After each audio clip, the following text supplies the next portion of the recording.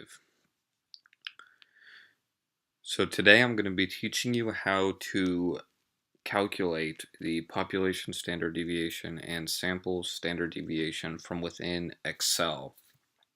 So real quick, we'll just go over the difference between the equations for population standard deviation and sample standard deviation, because it's important to know which one to use for your situation, because they will give you a different number.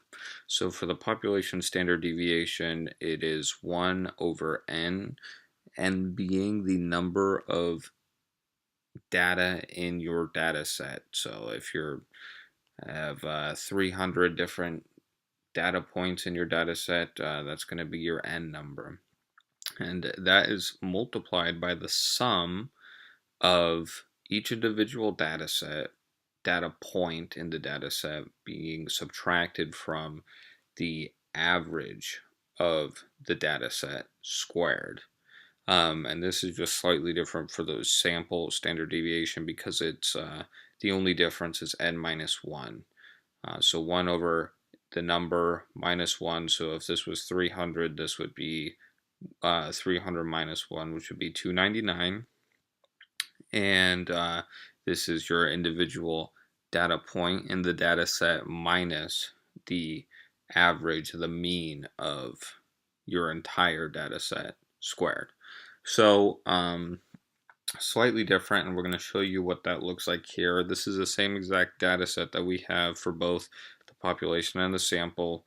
So if this was a population and you need to find the standard deviation of a population, you just press equals. You go ST, then you have this abbreviation for standard deviation .p. The .p is for population, so we're going to want to go and press that. We'll go to the first data point, click on it, hold shift, and click on the last one, then press enter. And this is going to give us the 3.0334492 as our standard deviation for the population.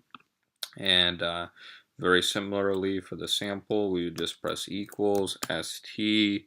Here we see ST dev, so standard deviation .s for sample. We're going to go ahead and click that. Same exact thing. Click the top one and then shift, click your last data point, and then press enter. This is going to give us a slightly larger number. We see at 3.10836.046.